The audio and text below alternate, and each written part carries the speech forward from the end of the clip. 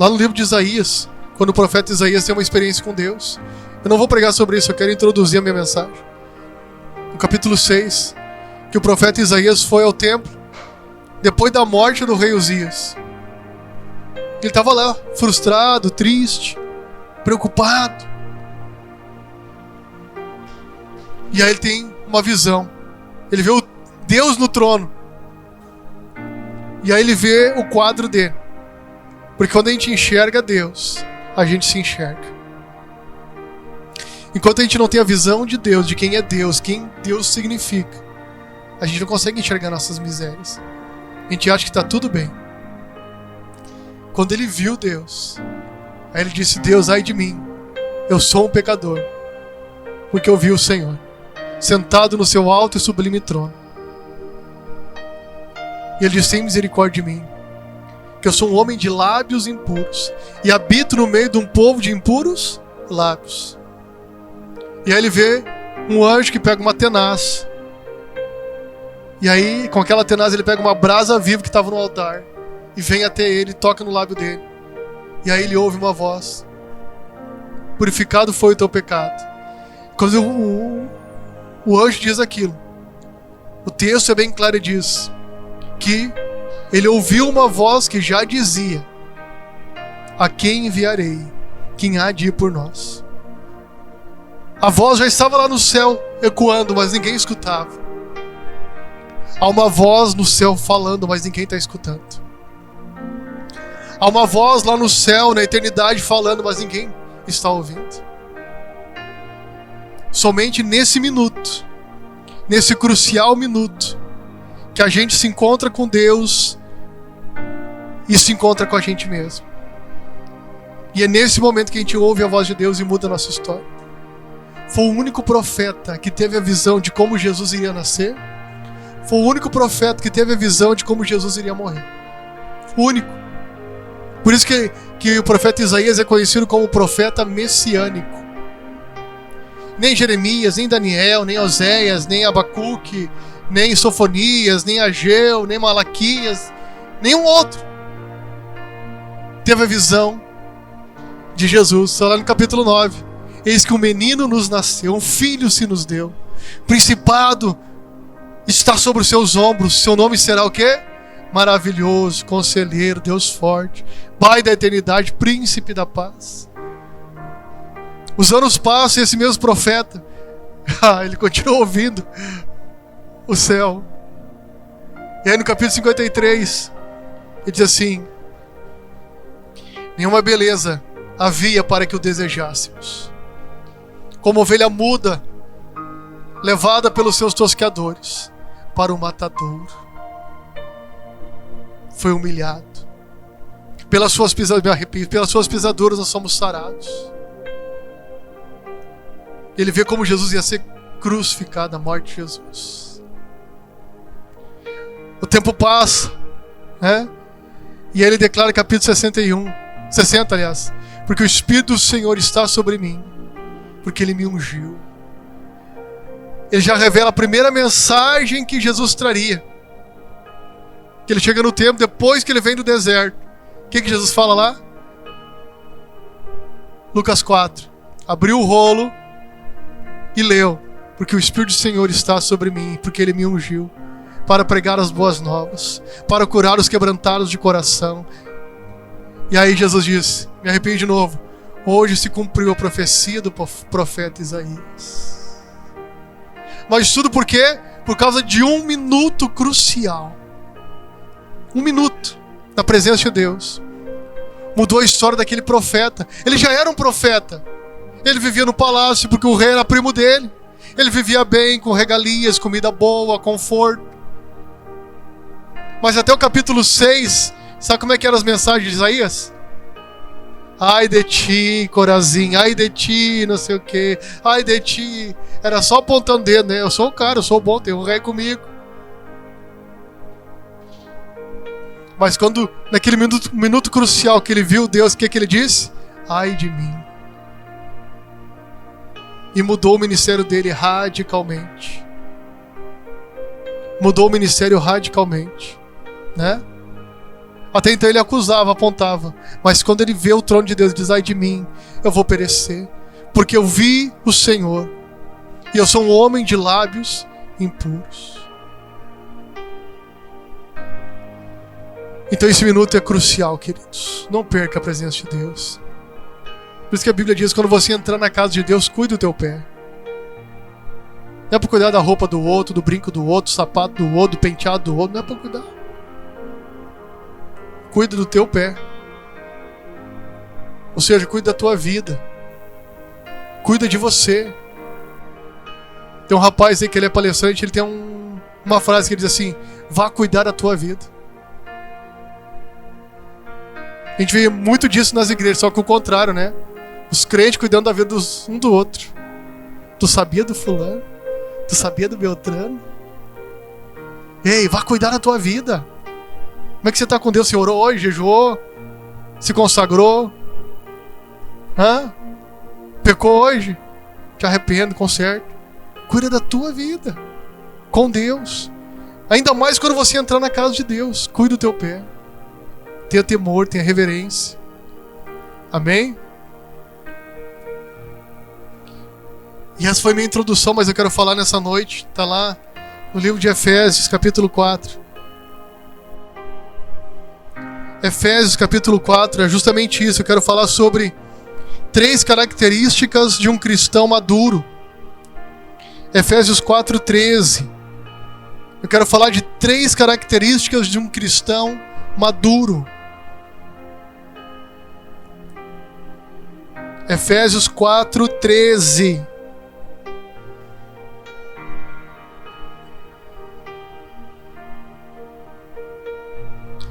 Até que todos cheguemos à unidade da fé e ao conhecimento do Filho de Deus, a varão perfeito, à medida da estatura completa de Cristo. Amém? Se tiver uma outra versão, quiser e puder colocar. Olha só.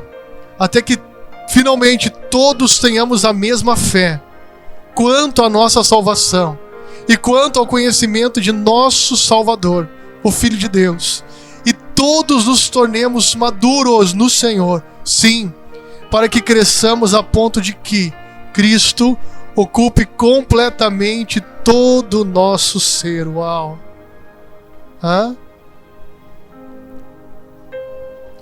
Eu quero perguntar: será que você é maduro? Será que você é um cristão maduro? Porque aqui Paulo está dizendo que um cristão maduro é quando Cristo ocupa completamente o nosso ser. Se alguém ainda corta tua frente no trânsito e você fica irado, quase rasga a buzina, Cristo não está ocupando o teu ser. Se você ainda fica com raiva, com ódio, Cristo não está ocupando completamente o teu ser.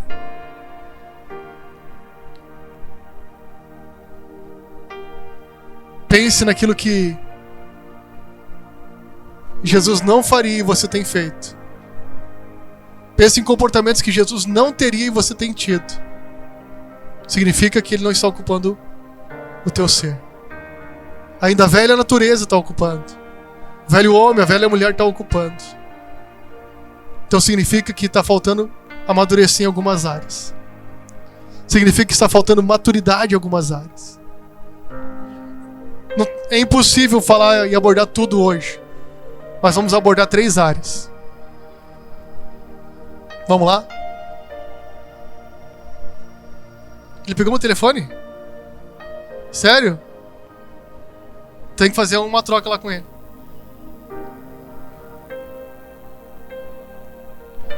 Paulo diz aqui no versículo 14: para que não sejamos mais meninos inconstantes, levados em toda roda, por todo o vento de doutrina, pelo engano dos homens, que, com astúcia, enganam fraudulosamente.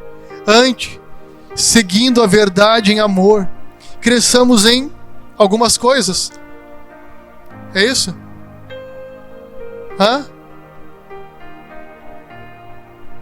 Versículo 15: cresçamos em tudo naquele que é a cabeça, Cristo, do qual todo o corpo bem ajustado e ligado pelo auxílio de todas as juntas, segundo a justa operação de cada parte, faz um aumento do corpo para a sua edificação em amor. Vamos ler nessa versão aqui? Volta lá no 14, por gentileza. Então, não seremos mais como crianças, sempre mudando nossa ideia a respeito daquilo que cremos. Olha só, porque alguém nos disse uma coisa diferente, ou habilmente mentiu para nós, e fez com que a mentira soasse como verdade. Em vez disso, seguiremos com amor a verdade em todo o tempo, falando com verdade, tratando com verdade, vivendo em verdade, e assim nos tornaremos cada vez mais e de todas as maneiras semelhantes a Cristo, que é o cabeça do seu corpo, a igreja. 16. Sob a direção dele, todo o corpo se ajusta perfeitamente e cada um dos membros em sua maneira particular auxilia os outros membros de tal modo que todo o corpo seja saudável e cresça em amor. Aleluia. Amém? Vocês estão me acompanhando aí? Amém? Eu volto a perguntar, você é maduro? E maturidade não quer dizer idade. Tem gente jovem que é maduro. E tem gente que tem muita idade e não amadureceu ainda. Tem atitudes imaturas, né? O Senhor Jesus, ele suportou o deserto e venceu a tentação do diabo porque era espiritualmente maduro. Lá no Getsêmani, já próximo da sua morte, orava e agonizava ao ponto de suar gotas de sangue. Contudo, renunciou ao próprio desejo e fez a vontade do Pai. Está lá em Lucas 22:39. E no trajeto ao Calvário, foi zombado, humilhado, subjugado, ferido, ultrajado, cuspiram no seu rosto, deram-lhe vinagre para beber, coroaram-lhe com espinhos, o açoitaram, contudo, suportou em silêncio, cumpriu a sua missão até o fim. Como homem, em tudo Jesus foi tentado e superou. Cristo é o nosso modelo de maturidade e é o seu desejo de Jesus que eu e você sejamos maduros também. Assim como pai e mãe querem que os seus filhos cresçam, amadureçam, não é? Você quer passar a vida toda trocando fralda e dando papazinho na boca? Não, né? Nós queremos que eles cresçam, que eles desenvolvam, que eles amadureçam, que eles se tornem independentes, né? Mas ao mesmo tempo que continuem nos amando, não é? A gente quer que eles façam a diferença, mas que o porto, que nem o avião voa, vai lá para outros países, mas ele sempre volta para o seu hangar, né? O Senhor também quer que eu e você cresçamos, façamos a diferença, mas que o nosso lugar de repouso seja Ele. Amém? Onde busca renovo, busca refrigério, busca se abastecer, busca consertar alguns reparos para poder voar de novo. Amém? Mas como eu falei, algumas características de um cristão maduro. Primeira característica: o cristão maduro, ele exala o bom perfume de Cristo. 2 Coríntios capítulo 2, versículo 14. Bota lá na tela para nós. 2 Coríntios 2, 14 e 15. Monta lá não? Saiu de lá. Saiu? Então vamos ler aqui. 2 Coríntios 2, 14 e 15. Graças a Deus que sempre nos faz triunfar em Cristo. Por meio de nós manifesta em todo lugar o cheiro do seu conhecimento. Porque para Deus somos o bom cheiro de Cristo. Nós que se salvam, nos que se salvam e nos que se perdem. Olha que revelação de Paulo, né? 2 Coríntios 2, 14 e 15. 2 Coríntios 2, 14 e 15. Paulo teve essa revelação que eu e você somos o bom perfume de Cristo. Você já abraçou alguém perfumado? Quem já abraçou alguém perfumado? E você saiu com o perfume dessa pessoa? Hã? E quando o perfume é bom? Hã? Aquela pessoa perfumada que o perfume é bom. Assim, meu Deus, que perfume bom, né? Você abraça e sai, parece que fica em você o cheiro, né? Paulo está dizendo aqui, irmão, irmã, uma pessoa madura, ela exala Cristo, dá gosto, dá prazer estar perto, é bom. Às vezes a pessoa não precisa falar muito, o pouco que fala exala Cristo de tal maneira que diz, meu Deus, eu gosto de estar perto de fulano. Eu gosto de estar perto de fulana. Por quê? Porque ele tem a presença de Deus, ele tem algo diferente. Tem algo diferente. Porque depois que nós conhecemos Jesus e entregamos nossa vida a Ele, não podemos mais ser as mesmas pessoas. O que existe em Jesus transforma o nosso interior de tal forma que na medida em que nos aprofundamos em intimidade com Ele, passamos a exalar o seu bom perfume. Isso é tão rico e tão produtivo no reino.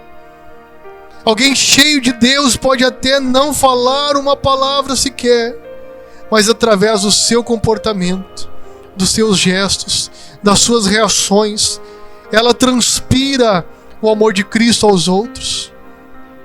Deus deseja exatamente essa maturidade minha e sua. Que sejamos estes mensageiros do seu amor em todos os lugares que formos, no lar, na igreja, no trabalho, aonde quer que nós estivermos. Tá me entendendo? Aonde quer que a gente passar, que as pessoas possam notar em nós algo diferente.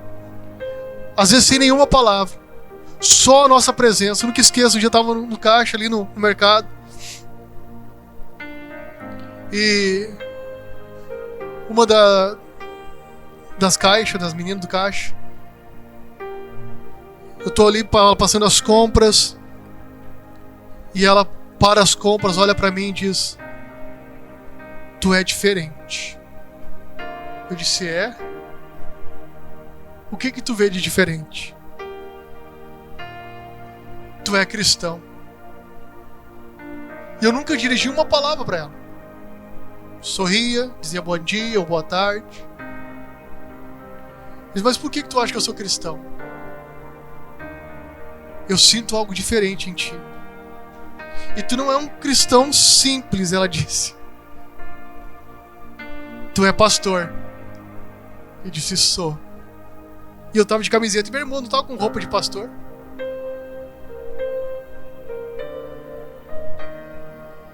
E daí ela começou a chorar. Eu sinto saudade. Isso do quê? E ela da presença de Deus. Então volta para Ele. Ele tá te esperando. Só que eu esqueci que eu tava no mercado. E as pessoas aqui do lado começaram a chorar, ouvindo eu falar de Jesus para ela. Eu sempre ensino para os obreiros hoje, nem mais tanto, mas pastor Fernando, pastor Jorge são de mais tempo. Quer dizer que obreiro não tem que carregar a Bíblia debaixo do braço para fazer uma visita. Já para não escandalizar, não chocar, a Bíblia tem que estar aqui, ó. Que quando eles falar, as pessoas vejam essa essência, brote. Não por causa daquilo que eles carregam aqui, porque aquilo que a gente carrega aqui de baixo é, como é que é? Axe, Rexona, é desodorante. Avanço, ixi.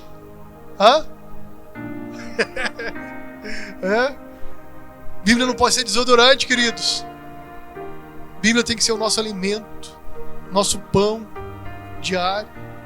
Amém? Então, onde você passar, as pessoas têm que sentir Cristo, ver Cristo na tua vida. Eu e você somos o bom perfume de Jesus. Amém? Então, o cristão maduro, ele exala a essência de Jesus, o bom perfume de Jesus. Uma segunda característica de um cristão maduro é que o cristão maduro, ele é produtivo. João 15, versículo 5. João 15, 5. O cristão maduro, ele é produtivo. João 15, 5. Olha o que diz. Sim, eu sou a videira, vocês são os ramos. Todo aquele que permanecer em mim e eu nele, esse produzirá muito fruto. Porque separados de mim, vocês não podem fazer coisa nenhuma. Que forte, né? Maturidade, ela resulta em produtividade. O adulto, ele serve. A criança precisa ser servida. A maturidade é determinante para que o cristão entenda a sua função no corpo e assuma o propósito de ajudar e agregar no reino. Um cristão imaturo vive precisando de socorro espiritual dos outros, porque não tem força suficiente para superar até mesmo as pequenas adversidades da vida. Quem não sabe lidar com seus próprios dramas do dia a dia, como irá ajudar os outros? O cristão maduro sabe que durante a sua peregrinação terrena haverá lutas e vales, porém sempre estará de olho no galardão eterno. Um cristão maduro frutifica porque sabe o propósito pelo qual foi criado por Deus. E todas as coisas existem para a glória de Deus. E isso inclui cada um de nós. Amém? Criança tem que ser servida. Um adulto, ele serve.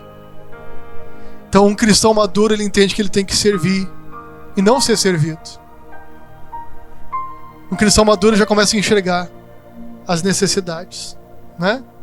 Numa família, não deve ficar tudo para uma pessoa. Lavar roupa, fazer comida, varrer a casa, buscar o sustento lá fora, cuidar dos afazeres, não. Uma família, todo mundo tem que se ajudar. Desde o pequeno, até o cachorro tem a sua tarefa. Cuidar do pátio. Se tem gato, até o gato tem a tarefa. Não permitir que os roedores entrem lá na casa. Não é? Cada membro da família tem a sua função, de acordo com o seu nível de maturidade. E se a família se ajuda, fica pesado ou fica mais fácil o dia a dia? Mais fácil, né?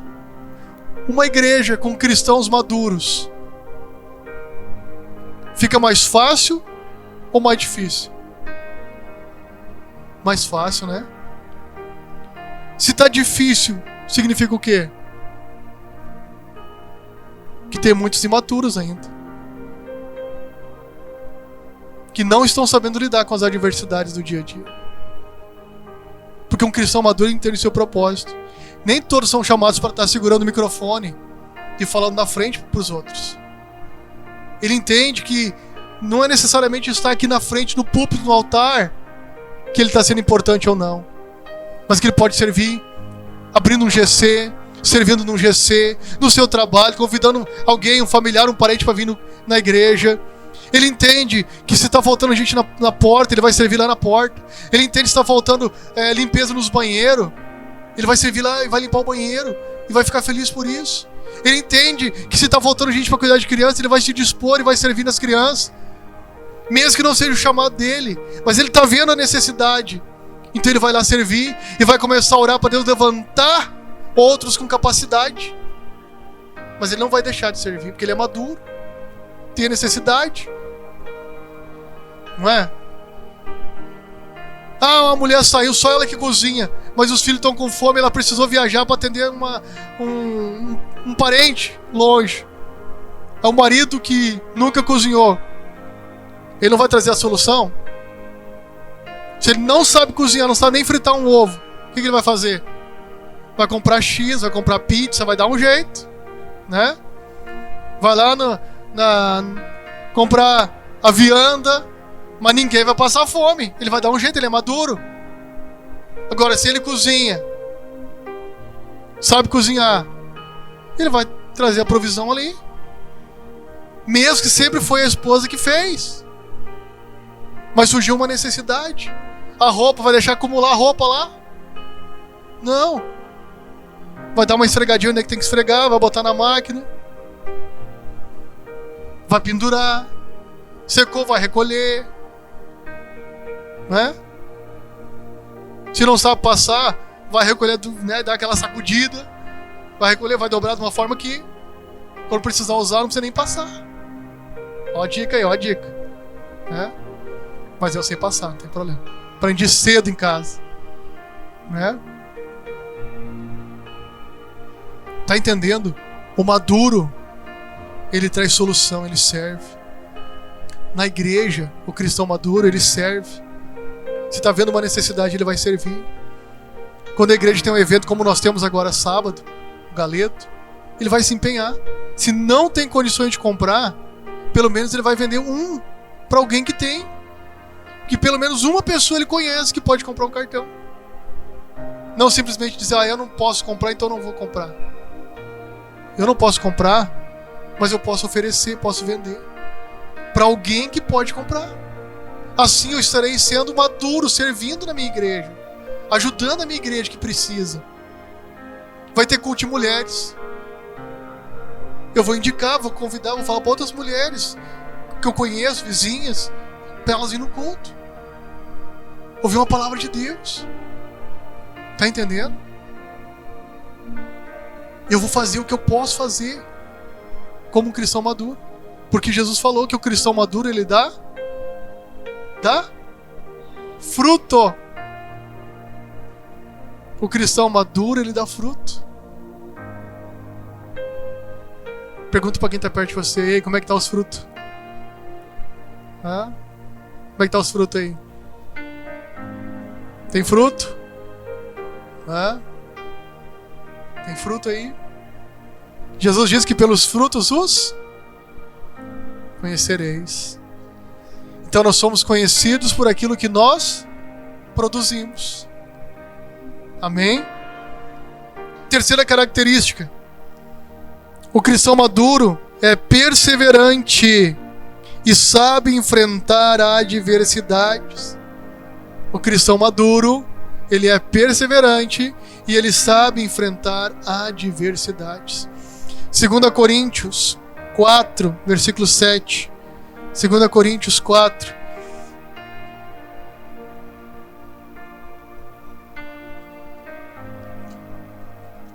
Segunda Coríntios 4, versículo 7. Olha o que Paulo revela aqui. Temos, porém, esse tesouro em vasos de barro, para que a excelência do poder seja de quem?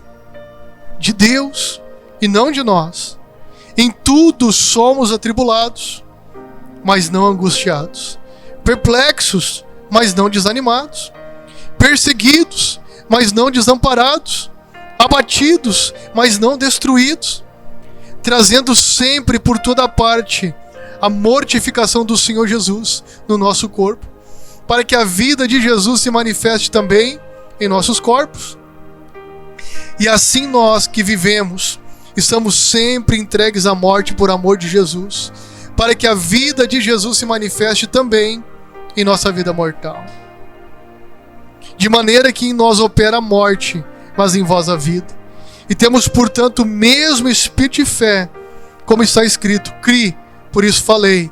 Nós cremos também, por isso também falamos. Amém, queridos? Paulo, ele expressou sua maturidade ao dizer, abatidos, porém não destruídos ou desanimados. Né? Há momentos que o cristão ele fica abatido, é normal, queridos. A luta está grande, está faltando dinheiro, tem um compromisso para honrar, a gente está enfermo ou tem um familiar enfermo, isso abate, preocupa. É normal. Mas esse abatimento não pode nos destruir. Esse abatimento não pode nos desanimar. Esse abatimento não pode acabar com a gente. O cristão maduro, ele é perseverante. Não é porque está abatido que vai deixar de cultuar, de vir no culto, de buscar Deus. Quantas vezes eu vim pregar por dentro arrebentado, destruído, mas por fora eu tinha que animar a igreja. Quantas vezes até doente, vontade de ficar deitado, mas a gente vinha pregar com febre, com dor, e orar pelos enfermos, os enfermos ser curados. Paulo disse: nós somos em tudo atribulados, mas não desanimados, abatidos, mas não destruídos. Amém? São tantas as pressões que tentam nos abater, mas em Cristo Jesus somos o quê? Mais que vencedor. Você sabe onde está isso?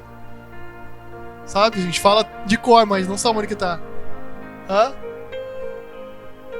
Romanos 8,37. Que nós somos mais do que vencedores. Romanos 8,37. Filipenses 4,13 significa: tudo posso naquele que me fortalece. Cristo nos capacita a sermos resilientes. E isso não vem de nós, mas da natureza de Cristo no nosso interior. E é por intermédio de Cristo que temos tal confiança em Deus. Não que por nós mesmos sejamos capazes de pensar alguma coisa, como se partisse de nós. Pelo contrário, a nossa suficiência vem de Deus. 2 Coríntios 3, versículo 4 e 5. A capacidade de superar as adversidades da vida revela o grau de maturidade de um cristão. Quando olhamos para a história e vemos cristãos sendo devorados por leões, por não negarem a fé em Jesus, ficamos envergonhados. Pequenos problemas abatem crianças na fé. E aí? Você é maduro ou imaturo? Pense nisso. E eu te convido a orar. Dizer: Senhor, não quero ser imaturo, quero ser maduro. Quero ser um cristão maduro. Quero ser um cristão que produz fruto. Quero ser um cristão que exala o bom perfume de Cristo. E quero ser um cristão perseverante. Essas 3 características de um cristão maduro. Porque às vezes a gente pode estar destruído por dentro. Que Deus sabe a luta de cada um. Paulo diz que o homem, por mais que o homem exterior ele envelhece, o interior se renova. Amém? Esse corpo aqui, ele vai envelhecendo, mas por dentro a gente vai ficando mais forte. Amém? Isso é maturidade. É maturidade. Quanto mais o tempo passa, se você desenvolve a maturidade, por dentro você se renova. Amém?